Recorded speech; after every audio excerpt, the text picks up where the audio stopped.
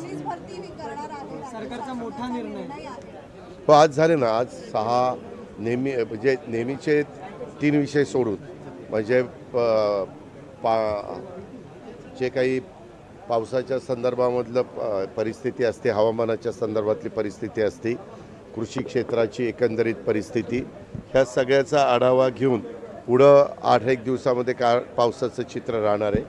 ते सगळे नेहमीचे विषय घेऊन 5 महत्त्वाचे विषय आज घेण्यात आले. त्याच्यातले सगळ्यात महत्त्वाचा विषय म्हणजे जवळपास 15,000 पोलिसांच्या भरतीच्या बद्दलचा विषय होता. आम्ही तुम्हाला माहिती आहे की मागे अनुकंपा तत्वावरच्या भरतीला मान्यता दिली आणि त्याच्यामध्ये काही गोष्टी, काही नियम हे व्यवस्थितपणे त्याच्यामध्ये केले की कुणावर तिथं अन्याय होऊ नये. तर तो नियम झाल्यामुळं अनुकंपा तत्वावरची भरती आता आमची सुरू झालेली आहे. परंतु त्याचबरोबर आपले 15,000 पोलिसांची भरती, परवा पुण्यामध्ये मी आणि मुख्यमंत्री एका कार्यक्रमाला एकत्र होतो. पुण्यात पोलीस खात्याचेच काही कार्यक्रम होते, काही पोलीस स्टेशनची भूमिपूजन, एका पोलीस स्टेशनचं उद्घाटन होतं आणि इतर पण काही तिथं वाहनं वगैरे आणलेली होती आणि तिथं CCTV कॅमेरे आपण मोठ्या प्रमाणावर बसवलेले आहेत. कारण ज्यावेळेस मुंबईसारखं, पुण्यासारखं, पिंपरी चिंचवडसारखं, नव्या मुंबईसारखं, ठाण्यासारखं, नाशिकसारखं, छत्रपती संभाजीनगरसारखं, नागपूरसारखं अशी मोठी मोठी शहरं होतात, त्यावेळेस तिथली परिस्थिती नेहमी कायदा सुव्यवस्था चांगली ठेवण्याच्या दृष्टिकोनातनं अनेक ठिकाणी आपल्याला CCTV कॅमेऱ्याची नजर ही काही स्पॉटवर ठेवावी लागती, जेणेकरून कुठेही अन्याय होऊ नये किंवा कुणावरही चुकीचे प्रसंग उद्भवू नये. अशा त्यावेळेस मुख्यमंत्र्यांनी सांगितलेलं होतं की आपण लवकरच जे काही ज्या जागा रिक्त होतात त्या भरण्याचा तर अधिकार आहे, पण ज्यावेळेस नवीन पोलीस स्टेशन निर्माण होतात, नवीन काही आपण सुरू करतो, त्यावेळेस तिथं जुना स्टाफ काढून तिथं डायव्हर्ट करता येत नाही, कारण जुना स्टाफ ज्या त्या ठिकाणी लागतोच. म्हणून आपण नवीनची भरती करतोय, ती ह्या कारणाकरता करतोय कारण काही शहरांचं पॉप्युलेशन फार वाढलेलं आहे. म्हणून पोलीस खात्यावरचा ताण कमी करण्याच्या दृष्टिकोनातून नागरिकांना सोयीचं होण्याच्या करता आपण ही पोलीस भरतीला मान्यता आज दिली आणि ह्या पोलीस भरतीला मान्यता देत असताना त्याच्यामध्ये पुण्याला पण जी काही नवीन पोलीस स्टेशन झाली तोही विषय ह्यालाच धरून घ्या, अशा प्रकारच्या सूचना देखील मुख्यमंत्र्यांनी मंत्रिमंडळाने संबंधित विभागाला दिलेलं आहे.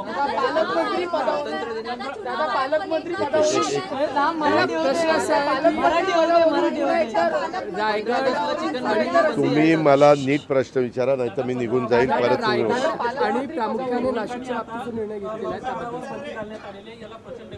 कशाला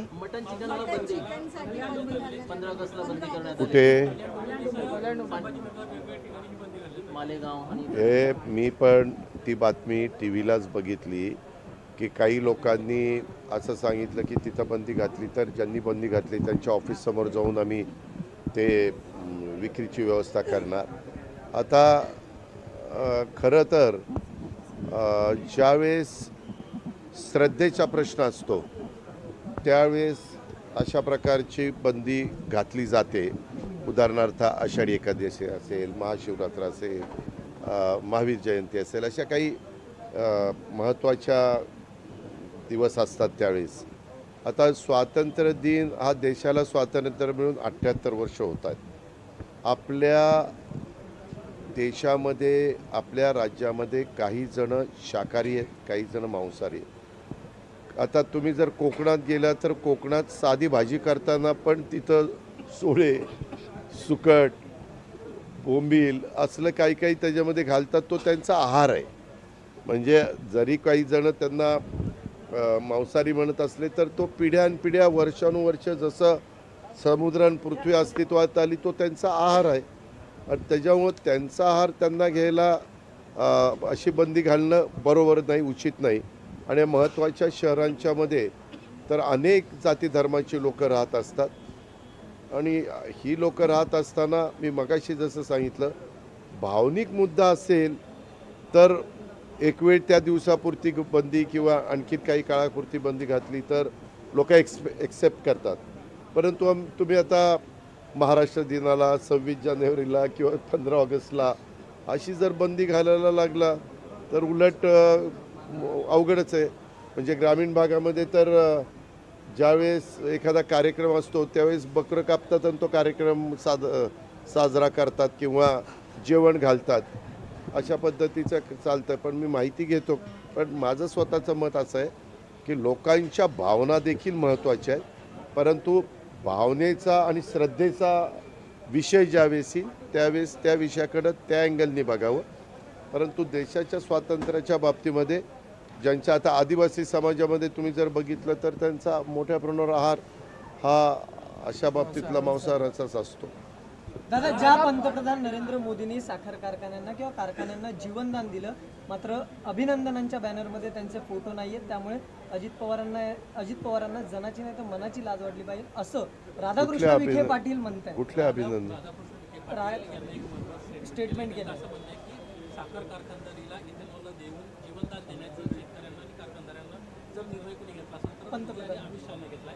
त्यामुळे किमान त्यांचा अभिनंदनाचा प्रस्ताव तरी कारखान्यांवर व्हायला पाहिजे. पण मग मी कशाला करत नाही? एक मिनिट काहीतरी राधाकृष्ण विखे पाटलांचा गैरसमज झालेला दिसतो. मी कधी पत्रकार मित्रांनो, तुम्हाला माहिती आहे, मी असले अभिनंदन किंवा आता मी एका कारखान्याचा चेअरमन आहे, माळेगाव कारखान्याचा. त्यांनी त्या दिवशी मला सांगितलं की 22 तारखेला तुमचा आणि मुख्यमंत्र्यांचा वाढदिवस आहे, तर आपल्याला आता कारखान्याच्या तर्फे आपल्याला जाहिरातबाजी करायची. म्हटलं अजिबात जाहिरातबाजी करायचे कारण नाही. ज्यांना जाहिरातबाजी करायची असेल ते त्यांच्या खर्चाने करतील. आपण कारखान्यामध्ये शेतकऱ्यांना चांगला भाव, कामगारांना योग्य पद्धतीनं त्यांचं जे काही मानधन असतं ते देण्याचा आपण बांधील आहोत, किंवा तोडणी वाहतूकवाल्यांना जे काही न्याय द्यायचा त्याला आपण बांधील आहोत असं सांगितलं. मी राधाकृष्ण विखे पाटलांना विचारीन. मी असं कधीच सांगितलेलं नाही. तुम्ही पण मला इतके वर्ष ओळखता. आम्ही कशाला कुणाचं हे करू? आणि मी स्वतः कबूल करतो ना, इथेनॉलला मोठ्या प्रमाणावर पेट्रोलमध्ये मिक्स करायला परवानगीचं बंधन हे केंद्र सरकारने आणल्यामुळं, आणि ज्यूस टू इथेनॉल किंवा सिरप टू इथेनॉल किंवा बी हेवी टू इथेनॉल हे करायला प्रोत्साहन दिल्यामुळं कारखानदारीला त्याच्यामध्ये मदत झाली. त्याच्यामुळं ते सगळं श्रेय देशाचे पंतप्रधान नरेंद्र मोदी साहेब आणि गृहमंत्री सहकार मंत्री अमित शाह साहेबांना जातं. ते मी मान्यच करतो. कुठेतरी मंत्री भरत गोगावले पुन्हा नाराज झाले. हे काय तुम्हाला खरंच उद्योग नाही काही. भरत गोगावलेंनी स्वतः त्या ठिकाणी सांगितलं, आज कॅबिनेटला अनेक मान्यवर, जवळपास 7 जण कॅबिनेटला नव्हते. आज पहिल्यांदा 10:30ला कॅबिनेट घेण्यात आली. काही जणांना दिल्लीमध्ये होते, काही जणांना वेगळे कार्यक्रम होते किंवा काम होतं, तिथं त्यांना जाणं क्रमप्राप्त होतं. आणि त्यांनी सांगितलं की आम्ही सगळेजण एकोप्याने महायुतीचं सरकार चालवतोय. युती ह्याबद्दलचा निर्णय मी पुन्हा पत्रकार मित्रांना सांगेन. तुम्ही वेगवेगळ्या लोकांना विचारण्यापेक्षा हा सर्वस्वी अधिकार कुठल्या जिल्ह्याला कोण पालकमंत्री द्यायचं, कुणाला कुठली मंत्रिपदं द्यायची, कुणाला मंत्रिमंडळात घ्यायचं, हा घटनेने, कायद्याने, संविधानाने त्या राज्याच्या मुख्यमंत्र्यांना अधिकार दिलेला आहे. आणि वेळोवेळी राज्याच्या प्रमुखांनी सांगितलं, योग्य वेळी आम्ही त्या 2 ठिकाणी कुणाला पालकमंत्री करायचं ते करू, म्हणजे मुख्यमंत्र्यांनी सांगितलं. आणि तोपर्यंत कुठलंही पालकमंत्री नाही म्हणून तिथलं काम आम्ही अडवून देणार नाही. DPCचंही काम चाललेलं आहे, तिथले विकासाची पण कामं चाललेली आहे. मुख्यमंत्र्यांचा 100 दिवसाच्या कार्यक्रमामध्ये आढावा घेतला जातो, त्याच्यात पण वेगवेगळ्या महत्त्वाची प्रकल्पाची कामं चाललेली. आता दुसऱ्या टप्प्यात 150 दिवसाचा कार्यक्रम दिलेला आहे, त्याच्यामध्ये पण कामं होतील. त्याबद्दल आपण काही काळजी करू नका.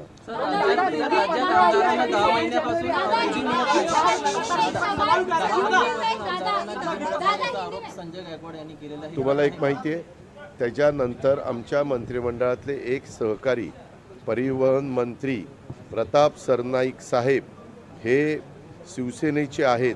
त्यांनी सांगितलं असं काही घडलेलं नाही, असं ऐकलं आपण. पण तुम्ही प्रताप सरनाईकच्या गोष्टीला महत्त्व देत नाही आहे, तुम्ही आमदाराच्या गोष्टीला महत्त्व देत आहे. हे बरोबर आहे ना? आज हे महायुतीचं सरकार आहे. स्वतः मुख्यमंत्री, दोन्ही उपमुख्यमंत्री आणि सगळ्या मंत्रिमंडळाचं बारकाईनं लक्ष आहे. यंदा मोठ्या प्रमाणावर 22,000 कोटी रुपये DPCला निधी दिलेला आहे. हा आमदार साहेबच्या शिफारसीनेच मोठ्या प्रमाणावर त्या ठिकाणी जात असतो, त्याचबरोबर पालकमंत्र्यांच्या शिफारसीप्रमाणे. आणि बाकीचे पण आपण जे काही 7,20 कोटीचा पहिला अर्थसंकल्प सादर केला आणि त्याच्यानंतर जवळपास 57-58 हजार कोटीचा केला. 7.5 लाख कोटीचा अर्थसंकल्प सादर करत असताना आमच्या क्लास 1, क्लास 2, क्लास 3, क्लास 4चे पगार आणि पेन्शन